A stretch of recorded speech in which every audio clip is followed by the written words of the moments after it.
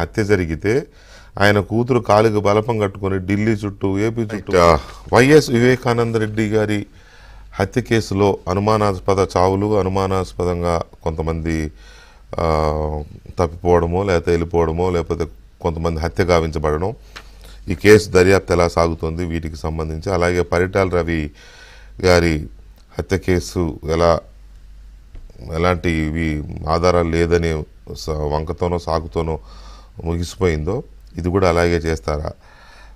ఇక్కడ ఒక్క విషయం, పరిటాల రవి కేసుని ఆధారాలు లేకుండా ముగిసిపోయింది, ఆధారాలు ఎక్కడి నుంచి వస్తాయి అని మాట్లాడతారు కొంతమంది మూర్ఖంగా. పరిటాల రవి చనిపోయింది మామూలుగా కాదు, సాధారణ చావు అయితే కాదు, అది హత్య. రివాల్వర్తో కాలిస్తే చనిపోయాడు ఆయన, ఇందులో అయితే డౌట్ లేదు కదా. ఖచ్చితంగా ఎవరో కాల్చారు.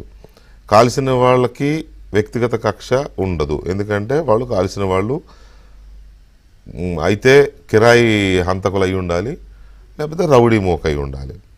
రౌడీ మూకనైనా కిరాయి హంతకులైనా ఎవరు హైర్ చేసుకుంటారు?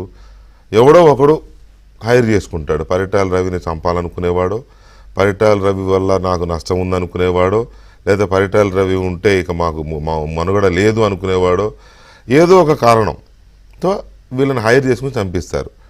అంటే చంపేవాడికి మోటో లేకపోయినా చంపించేవాడికి ఒక మోటో ఉంటుంది. అంటే ఆ చావుకి బలమైన వ్యక్తులు ఎవరో ఉన్నారని అర్థం కదా. అయినా ఆధారం లేక మూసేశారంటే ఏంటి దాని అర్థం? ఆధారాలను కూడా చంపేశారని అర్థం. ఇక్కడ వివేకానంద రెడ్డి గారి హత్య కూడా మామూలు హత్య కాదు, అది అత్యంత భయంకరంగా. జగన్మోహన్ రెడ్డి గారు చెప్పాలంటే, మాటలో చెప్పాలంటే 7 చోట్ల గొడ్డలతో నరికారు, ఆయన చెప్పిన మాట. మరి అలాంటి భయంకరమైన హత్య ఇలాగా జీళ్లపాకం సీరియల్ లాగా సాగుతోంది అంటే దర్యాప్తుని ఎవరు ఇన్ఫ్లుయెన్స్ చేస్తున్నారు, ఇవన్నీ ఉన్నాయి. ఏదో అంత ఆషామాషిగా నేను ఈ రెండింటిని పోల్చడం లేదు, కారణం లేకుండా పోల్చడం లేదు. సో అందువల్ల దీని మీద మనం చర్చను చూడబోతున్నాం. చర్చలో మనతో ఈ కేసులో